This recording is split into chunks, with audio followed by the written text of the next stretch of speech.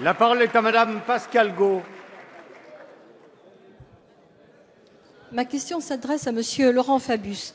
Le secteur du tourisme a longtemps été le parent pauvre des politiques de développement économique et de compétitivité.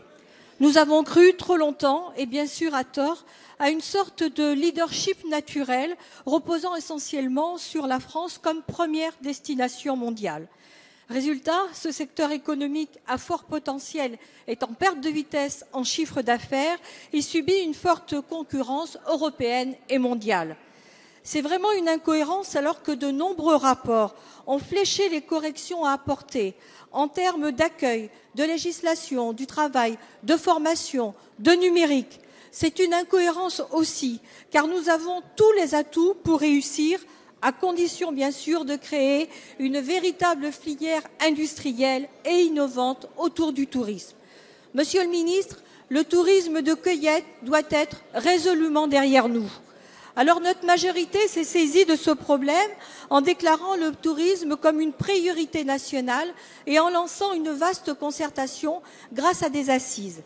Jeudi prochain, vous allez présenter le rendu de ces assises nationales avec Madame Fleur Pellerin et Arnaud Montebourg. Sans présager des annonces que vous allez faire, pouvez-vous nous livrer vos principaux points d'action et allez-vous procéder au réveil touristique de la France ?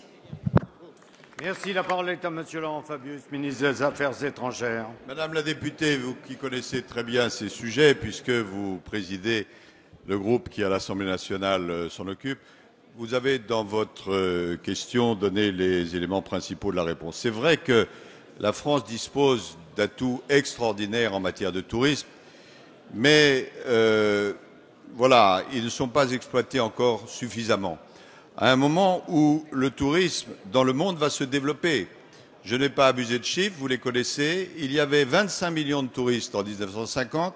Il y en a aujourd'hui 1 milliard. Il y en aura 2 milliards en 2030.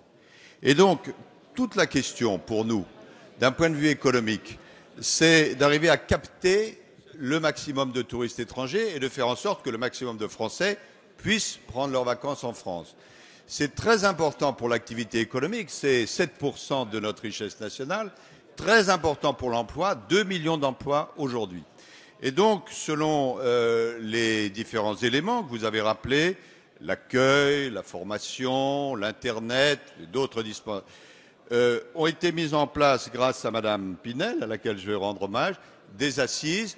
Le temps est maintenant venu de conclure ces assises et j'aurai l'occasion, jeudi matin, vous y serez présente, avec M. Montebourg, avec Mme Pellerin, avec Mme Delga, après les arbitrages qu'a rendu le Premier ministre, de dire quel est le plan de route que nous fixons pour ce que le Président de la République a appelé à juste titre une grande cause nationale.